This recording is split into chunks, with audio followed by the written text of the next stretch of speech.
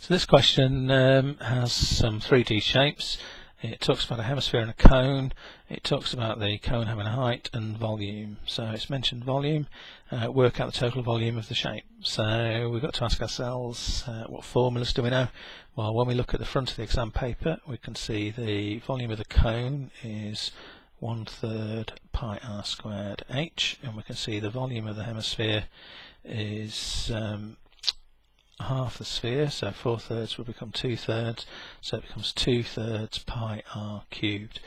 So we've got those two formulas to use for this particular question. How's that going to help us? The radius of the hemisphere is equal to the radius of the base of the cone, so we're talking about that being the radius.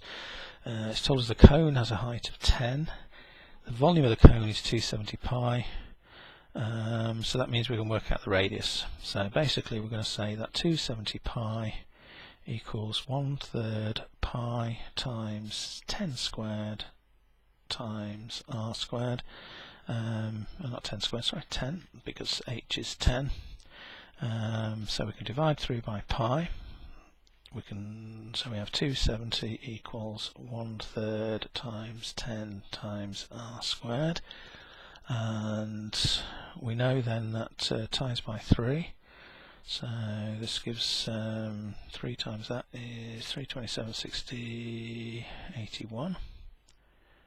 So we end up with 810 equals 10 times r squared. So we times by 3 there. Then we're now going to divide by 10.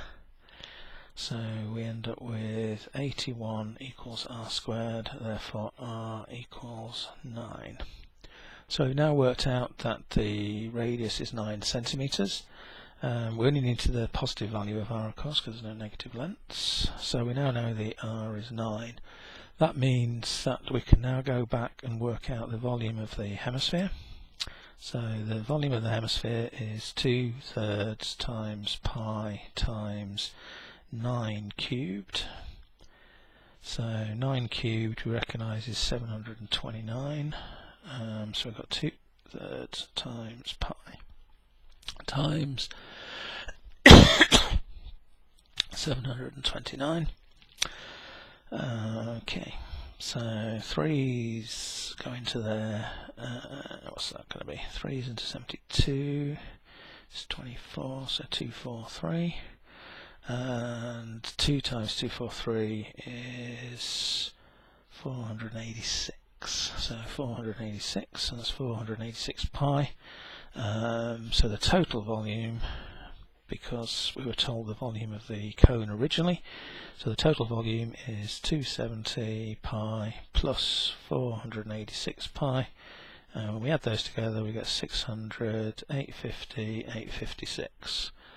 So look, 600, 756. Check it again. 200 plus 400, 600, 670, 756 pi cubic centimetres. Okay, so shape involving 3D shapes. Question talked about volume, so we write down the formulas for the volume of each of the parts. So the volume of the cone, the volume of the hemisphere. We then use the volume of the cone to work out the radius.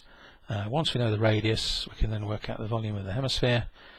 All of this in terms of pi, because it's a non-calculator paper.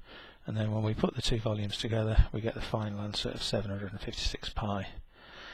Okay, so quite a complex question, but starting with formulas, putting in the numbers you know, working out the missing bits, gets the final answer.